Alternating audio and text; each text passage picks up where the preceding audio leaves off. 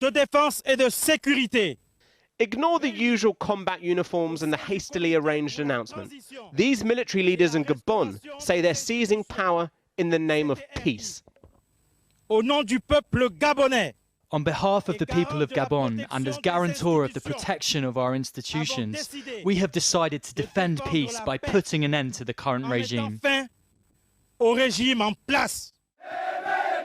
And its end has been loudly welcomed on the streets.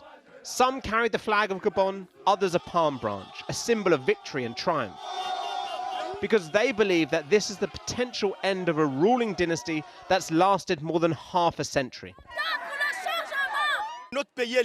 Our country is free. Our country is free. Long live Gabon's freedom. This coup came just hours after it was announced that President Ali Bongo had been re-elected for a third time. He's been in power since 2009, having taken over from his father. While Bongo was declared the winner, the election was disputed. International observers were banned, as well as foreign media, and the internet was shut down. The Bongo family has been in power since 1967. That's over 5 decades of political rule. They have held elections and they have secured victory, but that's not a reflection of public support. It has been more so a reflection of deeply sort of entrenched control over state institutions and corruption.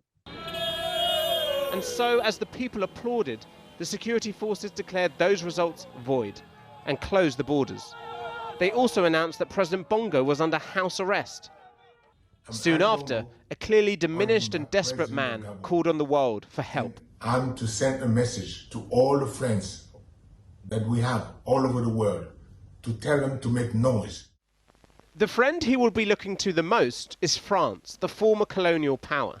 Since 1967, first his father, Omar, and then he have paid regular visits to the Élysée Palace. France and the Bongo family have both profited from the country's resources, most notably Gabon's vast amount of oil. Yet those riches have never been felt by its people. More than a third live below the poverty line. There were protests after Bongo's election in 2009 and 2016. Both times the opposition was crushed. But now it's different, not just because a stroke in 2018 left Bongo a weakened ruler, but also partly because French power in the region has been diminishing. This latest coup in Gabon comes after a wave of them in other former French colonies in Africa. Most recently in July, Niger's presidential guard took control of the country. Before that, in January last year, Burkina Faso's army ousted their president. And in 2021, there were 3 coups in Guinea, Chad and Mali. The French government condemned the coup and said the election results should be upheld.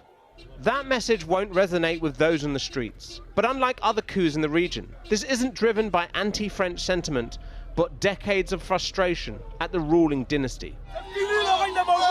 Bongo's reign is over, they cry. Any hope for change will depend on who steps into his shoes. That looks to be this man, General Brice Oligui Nguema, who was just announced as the leader of Gabon's new transitional government. The people hope that that new order will work for them. But the fear is that far too often, this euphoria can give way to malaise and the same as before.